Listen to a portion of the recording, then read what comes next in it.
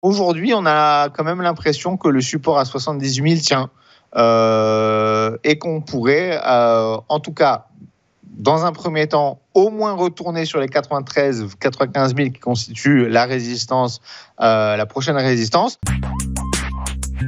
Le Bitcoin semble avoir enrayé la chute dans laquelle il était engagé depuis de nombreuses séances. Pareil, même question Marc, est-ce qu'on peut retourner sur le Bitcoin maintenant ? Alors, le Bitcoin, même s'il est très corrélé au Nasdaq, ou est-ce que c'est le Nasdaq qui est très corrélé au Bitcoin, ça reste une valeur de tech, on va dire. Effectivement, depuis qu'on a cassé cette zone des 93 000 qu'on suivait depuis longtemps, on a connu une forte chute. Le marché, il a tenté de revenir sur les 93-95 000. On le voit ici, on a d'abord cassé, on est allé constituer un support à 78 000 et ensuite on est revenu tester cet ancien support qui est devenu maintenant résistance à 3 reprises on l'a testé.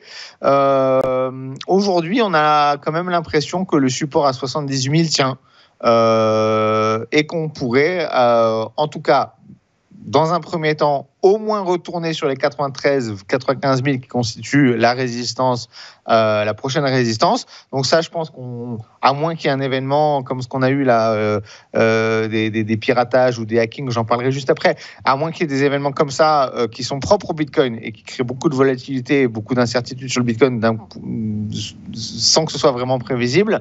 En tout cas, dans l'immédiat, le support semble tenir. On semble se rediriger vers cette zone de 93 000, on va dire. Une fois qu'on y sera, il faudra se poser la question, est-ce qu'on parvient franchement à casser cette zone et peut-être revenir sur les 100 000 ou est-ce qu'il sera temps de prendre ses bénéfices? Ça, on le verra en temps et en heure. Pour le moment où la chute semble effectivement enrayée. Maintenant, il y a quand même eu pas mal de mauvaises nouvelles depuis le début du mois de janvier. Donc, ce fameux hacking de la plateforme Bybit qui est attribué selon le FBI à la Corée du Nord. Donc, 1 milliard d'actifs numériques qui ont été volés. C'est des sommes colossales, 1,5 milliard. Qu'est-ce qu'on a eu? On a eu aussi, alors ça, c'est pas une très bonne nouvelle. Alors, vous savez, il y a toujours ce combat entre ceux qui veulent simplement investir dans le Bitcoin et qui voient dans le Bitcoin simplement un actif spéculatif et ceux qui voudraient vraiment utiliser le Bitcoin comme monnaie alternative aux monnaies réelles. Et vous savez, le Salvador a été l'un des premiers pays à adopter le Bitcoin comme monnaie légale parce que très souvent, c'est dans des pays où il y a une très forte volatilité sur la monnaie nationale que ce genre de décisions sont prises. Seulement, fin janvier, le Salvador a décidé d'annuler cette mesure parce que ça a été un échec.